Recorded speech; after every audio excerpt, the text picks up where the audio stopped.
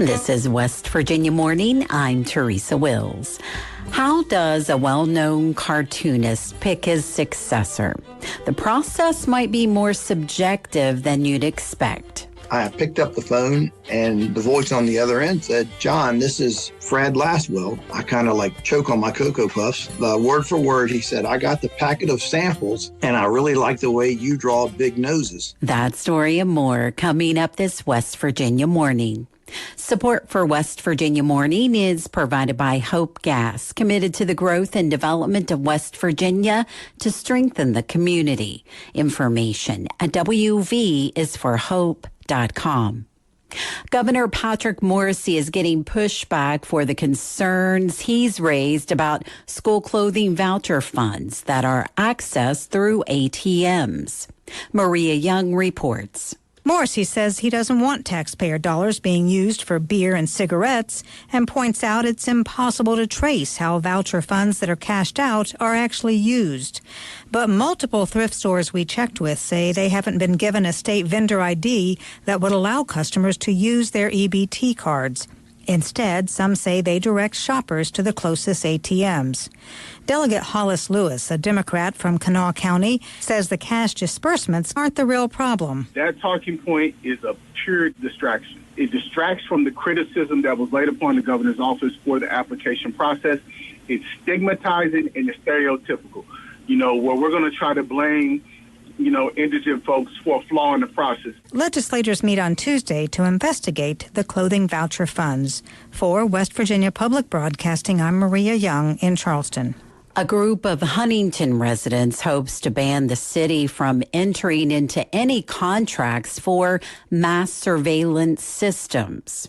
Eric Douglas has more. Members of the Huntington branch of Citizen Action Group began collecting signatures Wednesday for a ballot initiative against AI-powered camera systems like flock cameras. On July 13th, the Huntington City Council approved a contract to install cameras around the city. They were promoted as a deterrent to crime. Matthew Lebo, the democracy organizer for the group, said one of his biggest concerns is how the city's information is used. Huntington includes a provision in our new flock contracts saying that Flock, a private company, has the right to use our private mass surveillance data for their own internal business purposes. Lebo said the group collected 100 signatures Wednesday, but expects to need around 4,000 to get the city to call a special election. For West Virginia Public Broadcasting, this is Eric Douglas in Charleston. Individuals who live or work in Lewis and Upshur counties and lost work due to the severe storms on July 21st and 22nd may qualify for disaster unemployment assistance benefits. The assistance follows the major disaster declaration approved by President Donald Trump on August 3rd. The benefits are also available to self-employed workers, including farmers, who are usually not entitled to unemployment insurance benefits. Those eligible for DUA benefits include residents who were unable to reach their jobs because they would have to travel through the affected area or there was physical damage to the place of employment. Claims must be filed by October 2nd, 2026. To apply, contact Workforce West Virginia. This is West Virginia Morning. I'm Teresa Wills. It's 7:54.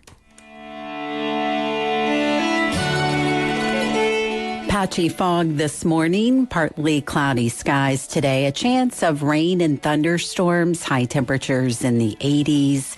Rain and thunderstorms tonight and tomorrow, lows tonight in the 60s, highs tomorrow in the 80s.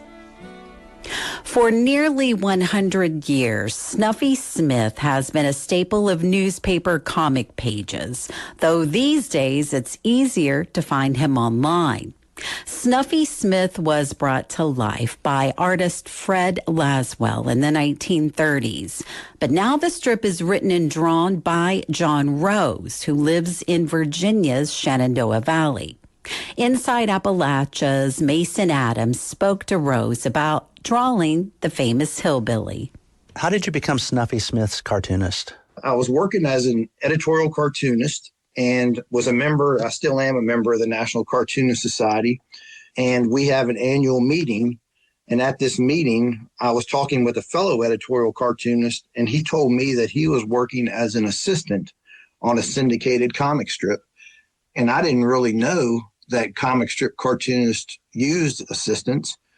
Ever since I was a child, I've always wanted to be a comic strip cartoonist. And I thought maybe this was a way I could enter the world of comic strip cartooning.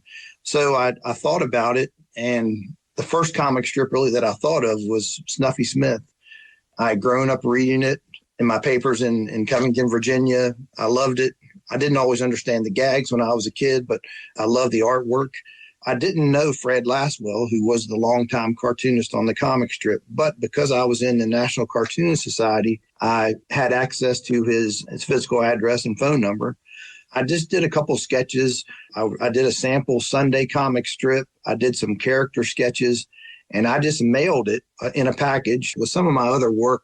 Fred Laswell was a legend in the comic strip business. He drew this comic strip for over 60 years, and he just had a personality that could light up a room. Like, everybody loved him. He was a true legend. So as a cartoonist, you get a lot of rejection. When I sent that out, this was just a cold call. And when I sent it to him, I thought I might hear a thanks, but no thanks, or I might get a rejection letter of some kind back from him.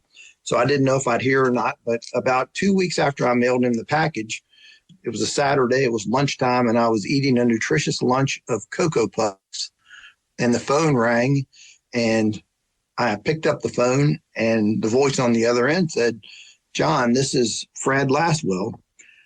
I kind of choke on my Cocoa Puffs. I was surprised that he had called, and he said, word for word, he said, "I got the packet of samples that you sent me, and I really like the way you draw big noses." So it ended up, to make a long story short, he hired me as his inking assistant. Basically, he would write the comic strip, he would sketch out the comic strip, and then this was in the days of fax machines, he would fax me his beautiful sketches. Then I would take his sketches and ink those in, scan them into the computer, kind of clean it up a little bit, email it back to him, and then he would, approve it or suggest changes. And so basically I worked with him like that for about 3.5 years as his inking assistant. I went down to visit him 3 long weekends, kind of over the time that I worked for him. He was in Tampa, Florida, and I was here in Virginia. And he didn't mind at all. He was very into technology, so we talked every day. I worked at the newspaper office during the day. I came home and then worked with him in the evenings. He was a wonderful man, a great teacher, a wonderful mentor to have. In 2001, he passed away, and King Feature Syndicate offered me an audition to become the cartoonist on the comic strip. It ended up they liked my work the best, so I've been drawing the comic strip ever since 2001. So that's kind of how I got into working on the strip. That was comic strip artist John Rose speaking with Mason Adams. To hear the rest of that story and more, listen to Inside Appalachia, Sunday mornings at 7 and Sunday evenings at 6 on West Virginia Public Broadcasting. West Virginia Morning is a production of West Virginia Public Broadcasting, which is solely responsible for its content.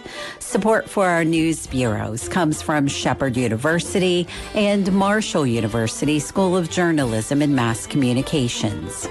West Virginia Morning is produced with help from Bill Lynch, Chris Schulz, Eric Douglas, and Maria Young. Eric Douglas is our news director. Maria Young is our producer.